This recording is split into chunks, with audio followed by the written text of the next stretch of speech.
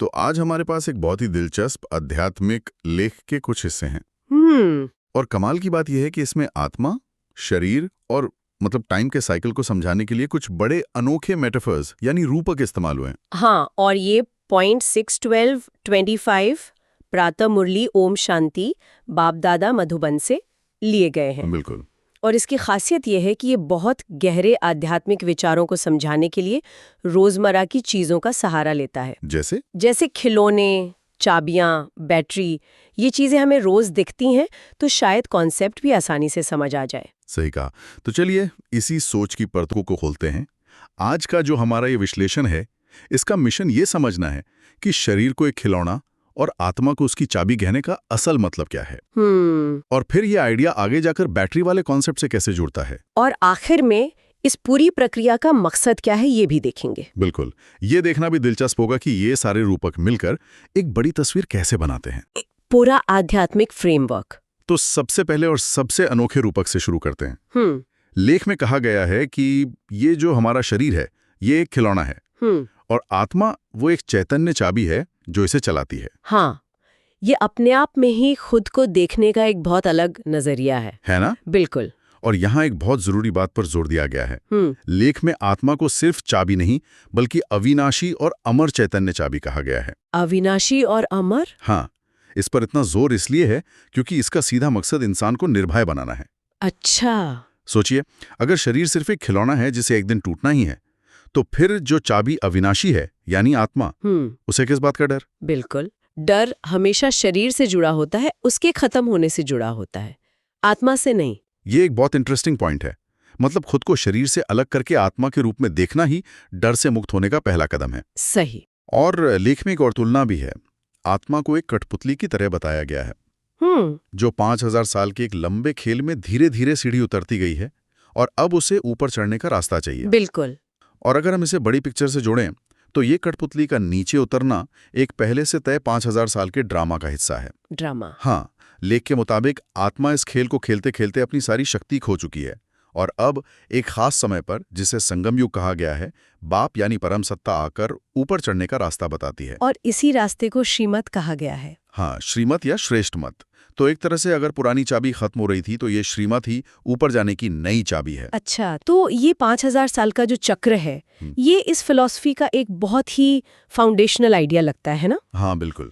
क्या सोर्स में इसके बारे में कुछ और बताया गया है कि ये समय सीमा कहाँ से आती है? यह एक चक्रीय समय की धारणा है जिसमें दुनिया स्वर्ण युग से शुरू होकर लौह युग यानी कलयुग तक पहुंचती है। और ये पूरा साइकिल 5000 साल का होता है। और हर 5000 साल बाद इतिहास हूबहू खुद को दोहराता है। बिल्कुल।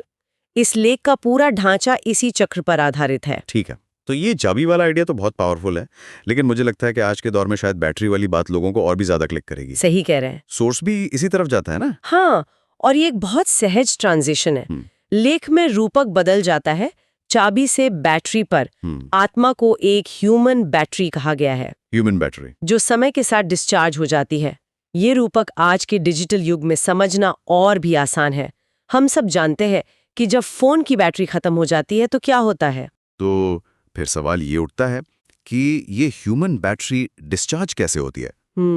इसका कोई कारण बताया गया है? हाँ, कारण बताया गया है, जन्मों का चक्र। लेख के अनुसार आत्मा 84 जन्मों के इस लंबे सफर में सतो प्रधान से तमो प्रधान हो जाती है।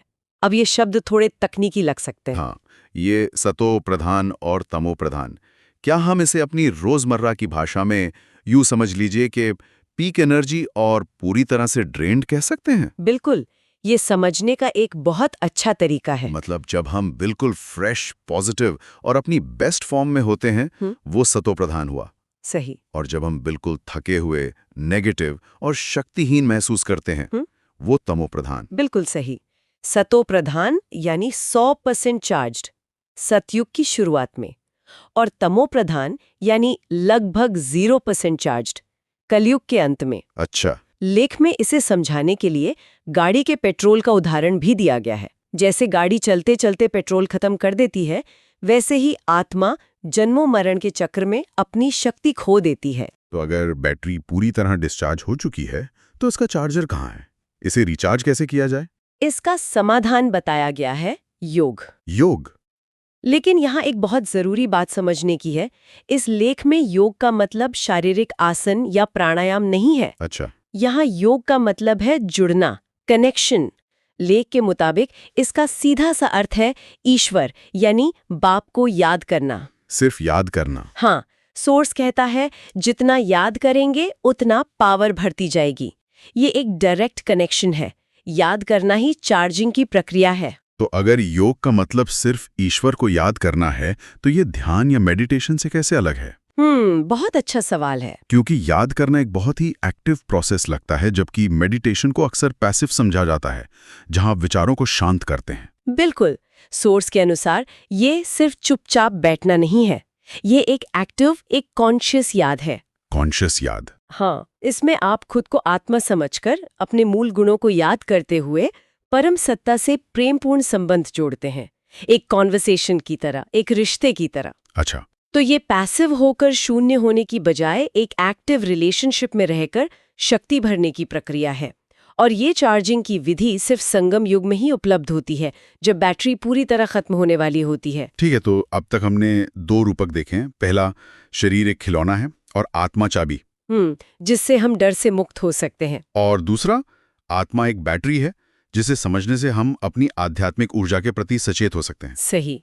तो अब सवाल यह है कि हम ये सब कर क्यों रहे हैं? इस बैटरी को चार्ज करने का, इस खिलौने को फिर से चलाने का एंड गेम क्या है? इसका अंतिम लक्ष्य सिर्फ शांति पाना या मोक्ष प्राप्त करना नहीं है। नहीं, लक्ष्य है परिवर्तन। परिवर्तन? कहा गया है हम उनकी मत पर चलकर मनुष्य से देवता बन रहे हैं। अच्छा। ये श्रीमत यानी श्रेष्ठ मत पर चलकर ही संभव है। ये अपनी मूल, पवित्र और शक्तिशाली स्थिति को फिर से हासिल करने जैसा है। अच्छा, तो ये सिर्फ पर्सनल एनलाइटनमेंट नहीं है, ये तो एक तरह का किंगडम बिल्डिंग प्रोजेक्ट लगता है। बिल्कुल। क्योंकि लेख में सूर्यवंशी और चंद्रवंशी राजवंशों का भी जिक्र है। जो इस पढ़ाई और योग में पूरे नंबर लाते हैं वे सूर्यवंशी बनते हैं, और जो थोड़ी कमजोर रह जाते हैं वो चंद्रवंशी। बिल्कुल। ये सिर्फ आत्मसुधार के बारे में नहीं है, बल्कि एक पूरी नई दुनिया, एक नई राजधानी स्थापित करने के बारे में है। ये तो बहुत अनोखा पहलू है ना? सोर्स में पारंपरिक दान पुण्य के तरीकों से इसकी तुलना की गई है। एक जगह लिखा है दान पुण्य करने से राजा के घर जन्म ले सकते हैं, बाकी पढ़ाई से राजाई पद पाए ऐसा तो कभी सुना नहीं होगा। 1 मिनट, ये तो बहुत बड़ी बात है। तो क्या इसका मतलब ये है कि इस पढ़ाई के हिसाब से एक भविष्य की सरकार की पूरी हायरार्की तय हो रही है? हाँ। ये सिर्फ आध्यात्मिक ज्ञान नहीं, एक तरह का पॉलिटिकल ब्लूप्रिंट भी लग रहा है। एक तरह से कह सकते हैं ये ज्ञान सिर्फ व्यक्तिगत मुक्ति के लिए नहीं है, बल्कि एक पूरी आदर्श सामाजिक और राजनीतिक व्यवस्था बनाने का दावा करता है। यहाँ पढ़ाई शब्द का इस्तेमाल बहुत सोच समझ कर किया गया है। जैसे कि यूनिवर्सिटी में छात्र अपने प्रदर्शन के आधार पर डिग्री और पद पाते हैं, वैसे ही यहाँ आत्माएं अपने पुरुषार्थ के आधार पर भविष्य की दुनिया में अपना पद पाती हैं। बिल्कुल। पुरुषार्थ यानी व्यक्तिगत प्रयास, इसीलिए इस पर इतना जोर दिया गया है। ये सब सुनने में बहुत सैद्धांतिक लगता है। क्या सोर्स में इसे जमीन पर उतारने के यानी प्रैक्टिकल लाइफ में लागू करने के कुछ तरीके भी बताए गए हैं? हाँ बिल्कुल। 2 चीजों पर बहुत ज्यादा जोर दिया गया है, सेवा और दे अभिमान पर विजय। अच्छा। यहीं पर ये ज्ञान रोजमर्रा की जिंदगी से जुड़ता है। ठीक है, तो सेवा से शुरू करते हैं। इसका क्या मतलब है यहाँ? सोर्स में 2 तरह की सेवा के बीच एक बहुत स्पष्ट अंतर बताया गया है। एक है रूहानी सेवा। रूहानी सेवा, जिसका मतलब है आध्यात्मिक ज्ञान को दूसरों के साथ बांटना, उन्हें भी बाप का परिचय देना। लेख के अनुसार इस सेवा से आत्मा की चढ़ती कला होती है, यानी आत्मा ऊपर उठती है, शक्तिशाली बनती है। हाँ। और दूसरी है जिस्मानी सेवा, यानी दुनियावी या शारीरिक सेवा। सही। लेकिन प्रैक्टिकल लाइफ में कैसा दिखता है? मतलब क्या इसका ये मतलब है कि अगर कोई डॉक्टर है या कोई सोशल वर्कर है जो लोगों की शारीरिक मदद कर रहा है, तो इस फिलॉसफी के हिसाब से वो अपनी आत्मा को नीचे गिरा रहा है? ये तो काफी कंट्रोवर्शियल बात लगती है। ये एक बहुत जायज सवाल है। लेख के दृष्टिकोण से प्राथमिकता रूहानी सेवा को दी गई है। क्यों? उसका तर्क ये है कि जिस्मानी मदद अस्थायी होती है, जबकि रूहानी ज्ञान आत्मा को जन्म जन्म के दुख से मुक्त कर सकता है। अच्छा। सोर्स में कहा गया है कि जिस्मानी सेवा से आत्मा सीढ़ी नीचे ही उतरती है, अब ये एक बहुत ही विशिष्ट आध्यात्मिक दृष्टिकोण है जो कहता है कि असली सेवा आत्मा को उसके मूल स्वरूप का ज्ञान देना है। तो इसका मतलब ये नहीं है कि सांसारिक मदद गलत है? नहीं, गलत नहीं है, लेकिन इस ज्ञान के फ्रेमवर्क में उसे आत्मा की उन्नति का साधन नहीं माना गया है। ठीक है, ये सोर्स का अपना एक नजरिया है। अब दूसरे पॉइंट पर आते हैं, देह अभिमान। हाँ, लेख में से मुख्य कड़ी बीमारी कहा गया है। ये सबसे बड़ी बाधा क्यों है? देह अभिमान का मतलब है खुद को ये शरीर समझना। हाँ। लेख के अनुसार यही सारे विकारों, सारे दुखों की जड़ है। जब हम खुद को शरीर मानते हैं तभी मोह, अहंकार, क्रोध, लालच और डर ये सब पैदा होते हैं। बात तो सही है। अगर मैं खुद को अविनाशी आत्मा मान लूं तो ये चीजें कहाँ टिकेंगी? तो इससे छुटकारा कैसे पाया जाए? इसका उपाय है निरंतर अभ्यास। अभ्यास। हाँ, लगातार खुद को याद दिलाना कि मैं शरीर नहीं, आत्मा हूं। लेख कहता है कि ये पक्की पक्की आदत बन जानी चाहिए हर समय। हाँ, यहाँ तक कि बात करते हुए, सुनते हुए, चलते हुए, हर कर्म करते हुए ये स्मृति बनी रहे। तो हम घूम फिर कर वहीं आ गए जो हमारा पहला पॉइंट था। बिल्कुल। खुद को शरीर रूपी खिलौने से अलग, आत्मा रूपी चाबी समझना, वही इस पूरी यात्रा का सबसे जरूरी और फाउंडेशनल कदम है। सही कहा। और शायद इसी से वो इच्छा मात्रम अविद्या वाली स्थिति भी आती होगी जिसका जिक्र सोर्स में है। यानी जहां कोई इच्छा ही ना रहे। बिल्कुल। जब देह अभिमान खत्म होता है तो इच्छाएं भी खत्म होने लगती हैं, क्योंकि ज्यादातर इच्छाएं शरीर और सांसारिक चीजों से ही जुड़ी होती हैं। अच्छा।